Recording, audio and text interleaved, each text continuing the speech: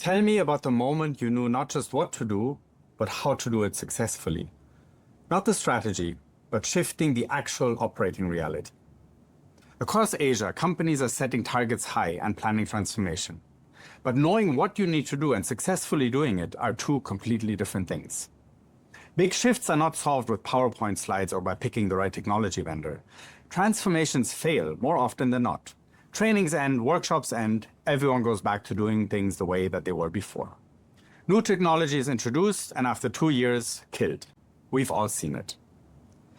Last week, I heard a Vietnamese tech entrepreneur say that AI is not a technology problem, it's a leadership problem. And this is coming from a CTO, which shows us the problem we need to tackle. We need to figure out how to make transformation stick. My name is Moritz Kaffsack, and I have sat on both sides of this problem, as the executive who needed to drive change and as the operator who came in to help. I've experienced how big shifts can create very big opportunities or very big problems. And that is what this show is about. We will be speaking to leaders in Singapore, Vietnam, and other markets in Asia that are making big shifts happen. We're going to hear about the smart strategies that they deploy and how they close that gap between strategy and operational reality. The people, the decisions, the operating moves. What I'm offering is a look at the inside track of how companies in Singapore, Vietnam, and Asia are changing through real cases, real decisions, real results. Here's what is actually happening, and here is why it worked. Welcome to The Big Shift.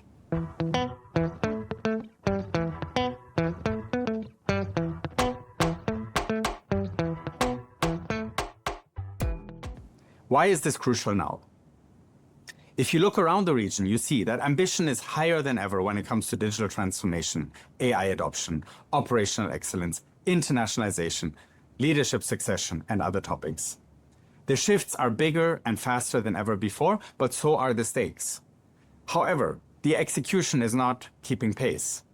In Singapore, AI adoption is high, with more than 3/4, 78% of employees now using AI regularly. But real transformation is low. Only 39% of Singaporean companies report that they're actively redesigning the workflows or decision processes to integrate AI.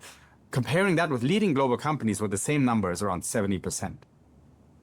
In Vietnam, there's a speed mismatch in banking, retail, FMCG, where companies and government is setting high goals. Ambitions are moving very fast, but faster than institutional structures can keep pace with.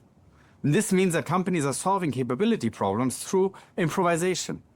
The ability to execute and transform is lagging behind the ambition. And transforming an organization, upgrading a business, building leadership capability, it is never cookie cutter. It always relies on the approach that is right for the company culture, right for the leadership experience, right for that company's organizational setup.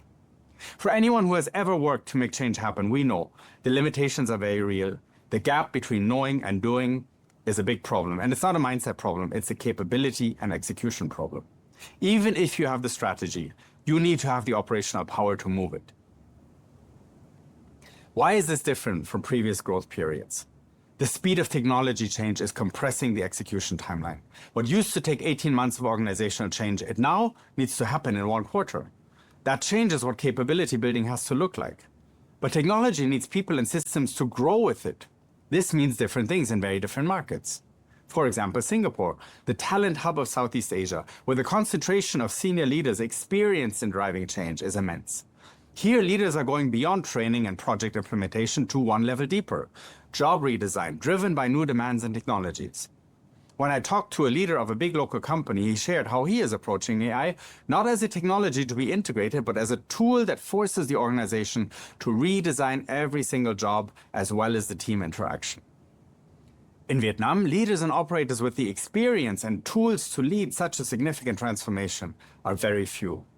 They're working hard to bring up the next layer of management to drive the future of their business, but the speed of change often outpaces the ability to make succession happen.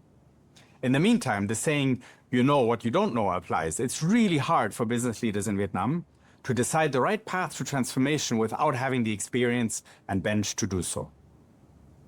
So what is the big shift about?